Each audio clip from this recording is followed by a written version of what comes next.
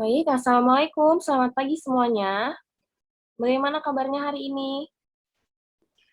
Waalaikumsalam. Bu. Baik ya.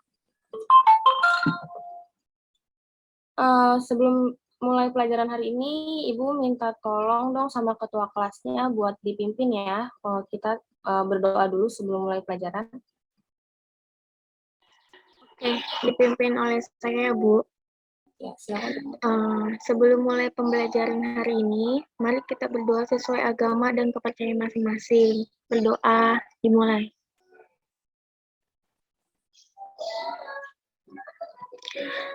Doa selesai. Terima kasih. Baik, Ibu akan absen dulu ya.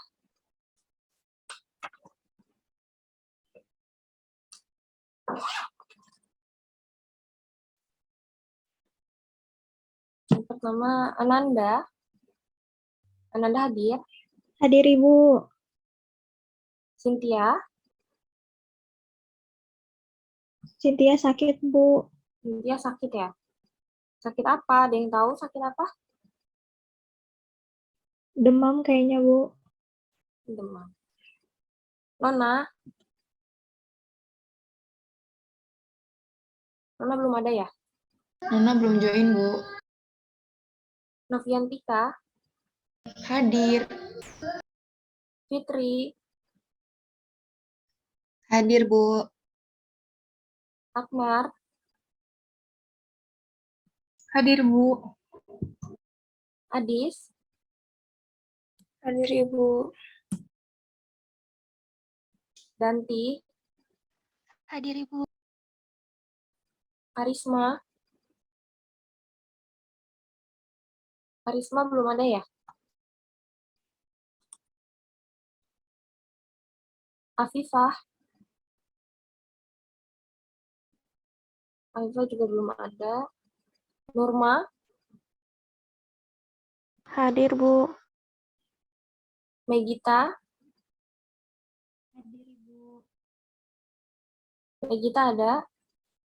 Hadir Ibu. Ada ya? Ada Ibu. Afif. Afif belum ada. Fadil. Saya, Bu. Ingrid. Hadir, Ibu. Mutia. Hadir, Ibu. Dina. Hadir, Ibu. Rasda. Belum, Bu. Rasda belum hadir. Kartika. Hadir Ibu. Kartika juga belum ada ya? Ada Ibu. Udah ada. Lukman. Ada, Bu. Sultan. Hadir, Bu. Indah. Hadir, Bu. Oke, sudah hadir ya. Tadi teman-teman yang belum hadir bisa dibantu ya, dikasih kabar untuk segera join. Oke, sebelum mulai pelajaran, Ibu mau tanya dulu nih. Kenapa manusia di dunia ini berbeda-beda? Mulai dari warna rambutnya, bentuk hidungnya, warna matanya. Apa sih yang menyebabkan hal itu terjadi? Karena sifat genetikanya, Bu. Sifat genetika. Oke, ada yang lain? Bisa jadi keturunan, Ibu. Benar ya. Ibu akan share PPT dulu ya.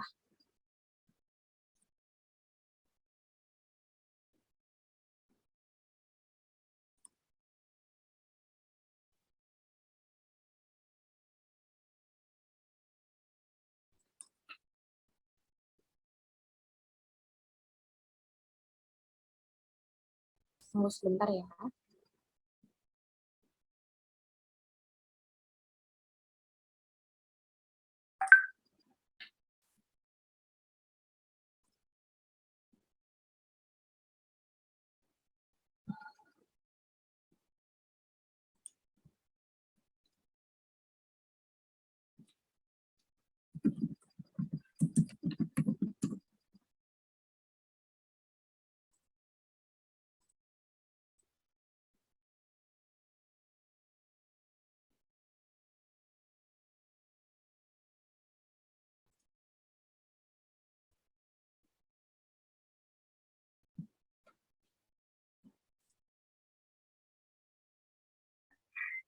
Mau dibantu share screen nggak, Bu?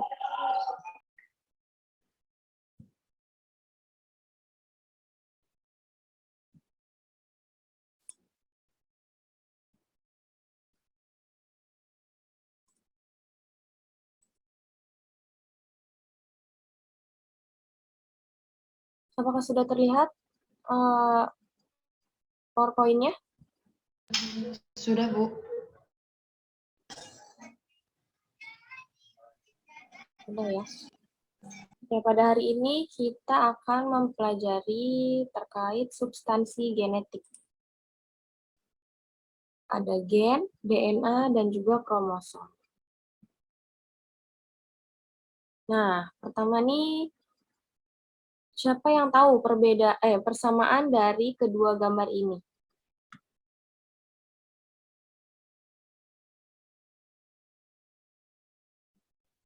Siapa yang tahu? Dua-duanya perempuan, Bu. Iya, dua-duanya perempuan. Kelainan, Bu. Kelainan. Kelainan apa tuh?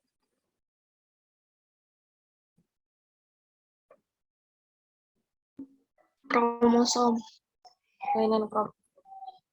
Oke. Kita cari tahu ya jawabannya. Nah, kita bahas dulu yang pertama itu ada gen.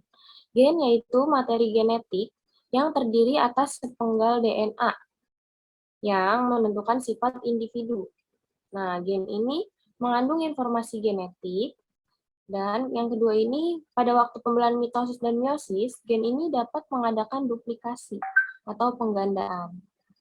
Kemudian, gen juga ditentukan oleh susunan kombinasi basa nitrogen. Dan yang keempat ini, gen ini berperan sebagai zarah yang terdapat dalam kromosom.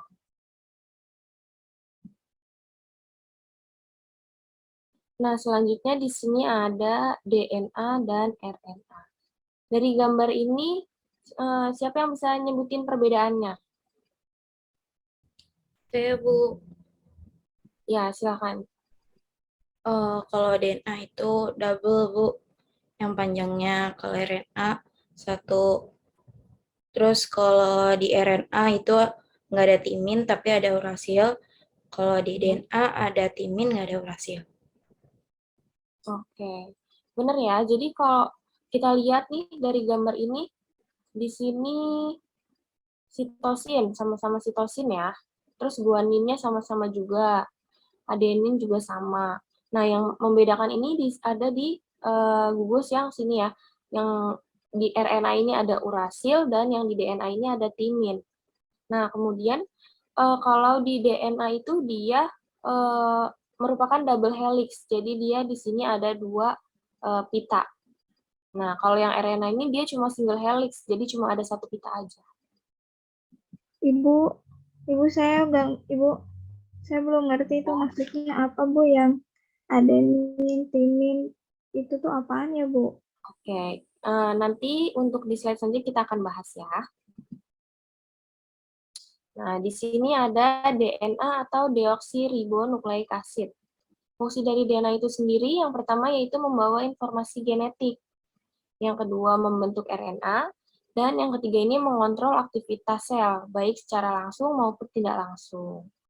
Nah, untuk yang tadi ditanyakan, ada adenin, guanin, itu sebenarnya apa sih? Gitu kan.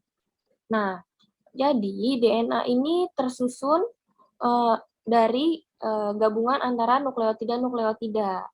Nukleotida itu apa sih? Gitu kan. Nah, nukleotida ini merupakan gabungan penyusun DNA. Nah, nukleotida ini memiliki 3 komponen. Yang pertama ini yang kecilnya ada gugus fosfat, kemudian yang segi 5 ini gugus gula, dan yang ini nih yang sitosin, guanin, itu tadi merupakan gugus basa nitrogen. Nah, kalau untuk yang C ini lambangnya C itu berarti artinya adalah sitosin. Kemudian yang lambangnya G ini itu namanya guanin. Kemudian yang A itu adenin dan yang T itu timin. Jadi satu nukleotida itu tersusun atas 3 komponen, yaitu gugus fosfat, gugus gula, dan gugus basa. Nah, 3 komponen ini masing-masing dia saling berikatan. gitu, dan membentuk DNA.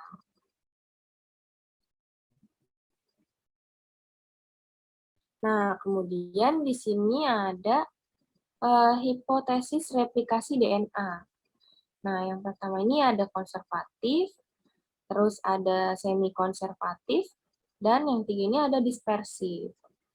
Nah, siapa yang tahu yang bisa menjelaskan antara perbedaan antara ketiga cara ini, cara replikasi DNA ini? Ada yang bisa?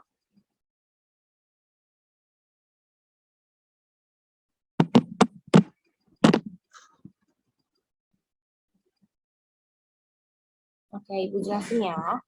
Jadi, yang pertama ini dengan cara konservatif.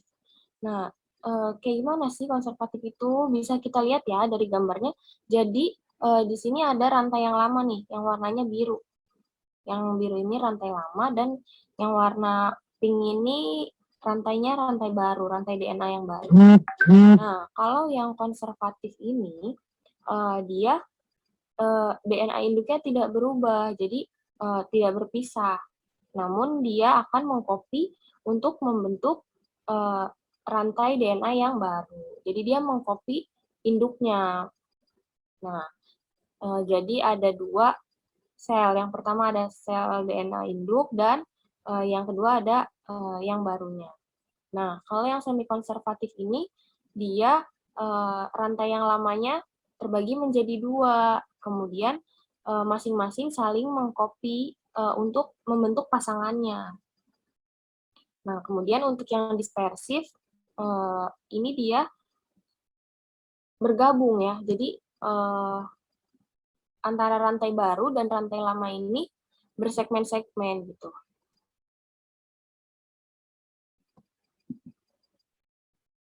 Nah, kemudian ada RNA atau ribonukleik asid. RNA ini berperan sebagai pembawa informasi genetik dan menerjemahkannya dalam sintesis berbagai macam protein. Nah, RNA ini terbagi menjadi 3 macam. Yang pertama ada rRNA, mRNA, dan tRNA. rRNA merupakan RNA ribosom yang memiliki struktur yang stabil. rRNA ini juga merupakan penyusun ribosom bersama dengan protein dan sitoplasma sel. rRNA juga berfungsi sebagai pengatur dalam sintesis protein. Jadi yang mengatur sintesis protein ini adalah si rRNA. Kemudian ada mRNA, yaitu messenger RNA atau RNA pembawa pesan. Dia memiliki struktur pendek dan tidak stabil, karena sesuai dengan kode genetik DNA yang dibawanya, yang kemudian digunakan untuk mengarahkan sintesis protein. Nah, kemudian ada tRNA. RNA transfer ini memiliki struktur paling kecil di antara RNA yang lain. Jadi antara rRNA, mRNA, dan tRNA ini, yang paling kecil itu adalah tRNA. Nah, tRNA ini meskipun kecil, tapi dia strukturnya ini stabil karena diikat oleh ikatan hidrogen. Nah, kemudian di sini ada kromosom. Kromosom yaitu struktur yang tersusun dari DNA dan molekul lain yang menjadi tempat tersimpannya materi genetik. Nah, adapun fungsi kromosom ini yang pertama yaitu sebagai tempat penyimpanan materi genetik, yang kedua menentukan jenis kelamin, dan yang ketiga berperan dalam pembelahan sel. Nah, di sini ada bagian-bagian dari kromosom. Yang pertama di sini ada gambar kromatid yang nomor 1 nih, yang ini ya. Terus yang kedua ada sentromer yang ini, yang di tengah ini. Nah, untuk gambar lebih jelasnya kita lihat yang sebelah kanan sini ya. Jadi sentromer ini, kemudian ada lengan pendek dan lengan panjang. Nah, kromatid itu tadi apa sih gitu kan? Kromatid ini merupakan salah satu lengan hasil dari replikasi kromosom dan masih menempel pada sentromer. Nah, sentromer itu apa? Sentromer adalah lekukan primer atau pusat dari kromosom. Pada sentromer terdapat kinektokor, yaitu tempat penempelan benang-benang spindel saat pembelahan sel. Nah, jadi sentromer itu yang ini nih. Jadi dia masih menyatu. Benang-benang spindelnya nih antara kromosom yang satu dengan kromosom yang satunya lagi ini dia masih menyatu. Jadi masih menggabung. Nah, si sentromer ini melekat pada kinetochore. Kinetochore yang ini, yang birunya.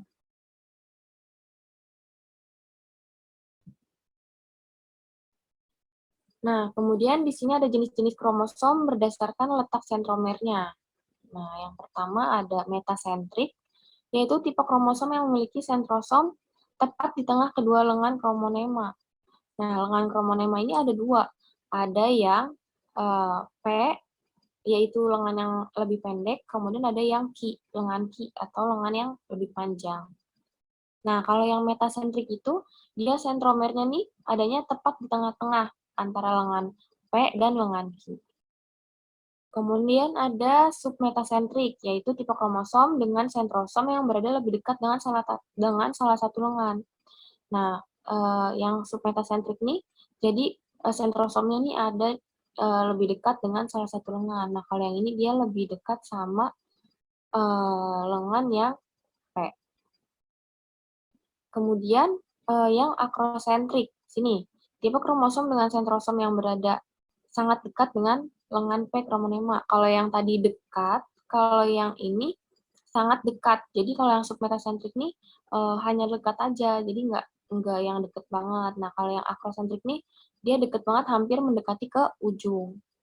Kemudian yang telosentrik ini, tipe kromosom dengan sentrosomnya tepat berada di ujung. Jadi dia adanya di ujung lengan Q kromosom. Lengan Q tadi yang bawah atau lengan yang panjang. Oke. Sampai sini materi kita hari ini. Apakah ada yang ingin ditanya?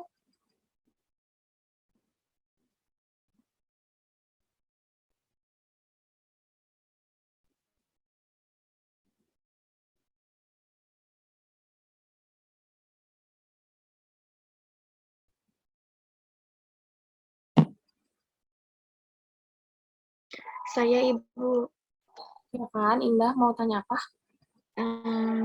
masih bingung di bedanya antara purin sama pirimidin apa ya, Bu? Kasih. Purin sama pirimidin.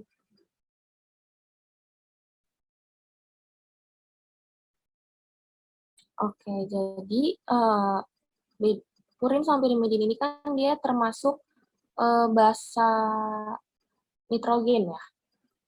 Nah, dia nih kalau yang purin itu bedanya kalau yang purin itu berisi 4 atom nitrogen dan 2 cincin nitrogen karbon. Sedangkan yang pirimidin itu berisi 2 atom nitrogen dan 1 cincin karbon nitrogen.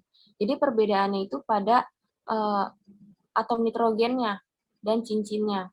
Kalau yang purin itu 4 atom nitrogen dan 2 cincin nitrogen, 4 atom nitrogen dan 2 cincin nitrogen karbon.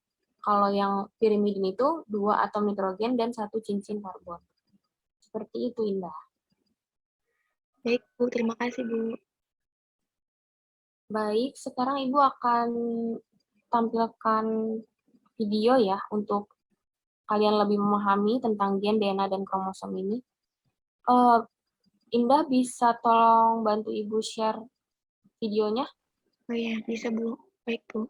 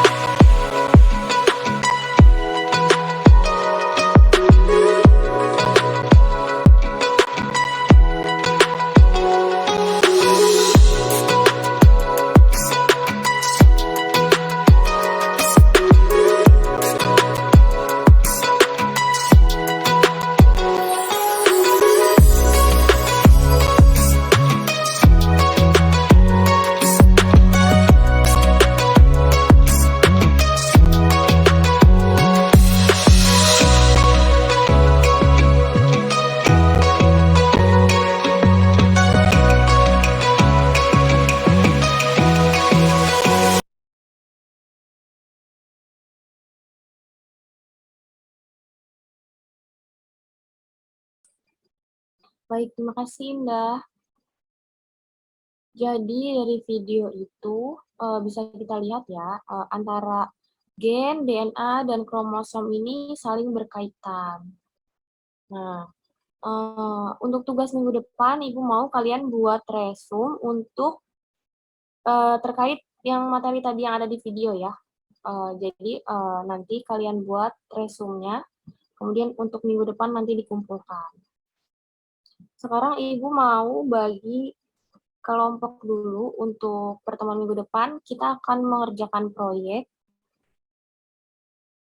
sebuah proyek, yaitu kita membuat alat peraga struktur DNA dan RNA. Satu kelompok ini berisi 4-5 orang. Ibu sudah bagi kelompoknya. Untuk kelompok pertama itu ada Indah, Nanda, Adis, dan Afifah. Untuk kelompok duanya ada Cynthia, Dina, Fitri, dan Ingrid. Kelompok tiganya Karisma, Novi, Noviantika, Cynthia, Pelita, Mei, dan Kartika. Dan yang kelompok 4 ini ada Muti, Apip, Nona, Akmar, dan Nurmalita ya. Nanti kalian diskusikan bersama kelompok kalian.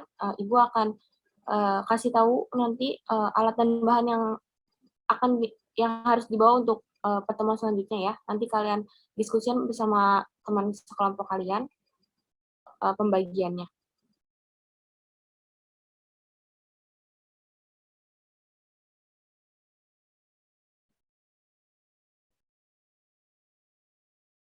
Sudah terlihat? Sudah, Ibu. Sudah ya. Nah, jadi tujuan pembelajarannya yaitu setelah mengikuti proses pembelajaran, peserta didik diharapkan dapat melalui kegiatan proyek yang akan dilakukan ini, peserta didik dapat menggabungkan struktur penyusun DNA dan RNA. Kemudian yang kedua ini, melalui kegiatan proyek yang dilakukan, peserta didik dapat membandingkan perbedaan antara struktur DNA dan RNA. Nah, alat dan bahan yang diperlukan ini, yang pertama ada stick ice cream sebanyak 3 bungkus, 2 bungkusnya warna-warni dan yang satu yang polos saja, yang warna putih ya. Kemudian yang kedua ada cutter, gunting, double tip, alat tulis, dan spidol warna-warni ya. Kemudian ada kertas karton, yang ketujuh ada styrofoam sebanyak 5 buah. Yang 2 itu nanti warnanya dibuat yang sama, kemudian yang 3 warnanya berbeda. Jadi nanti dari 5 karton yang 2 warnanya sama, yang 3 warnanya berbeda. Jadi nanti ada 4 warna ya. Kemudian kertas buffalo, yaitu sebanyak 4 lembar, warnanya berbeda-beda ya. Kemudian lem fox, lidi, dan atau tusuk sate. Jadi untuk minggu depan kita akan membuat alat peraga DNA dan RNA. Jangan lupa dibawa alat-alatnya. Nanti Ibu akan bagikan lembar kerjanya dan kalian pelajari cara kerjanya bagaimana. Nanti kalian boleh sambil searching-searching juga gimana caranya. Sekian pertemuan kita hari ini. Wassalamualaikum warahmatullahi wabarakatuh. Waalaikumsalam warahmatullahi wabarakatuh. Waalaikumsalam warahmatullahi wabarakatuh.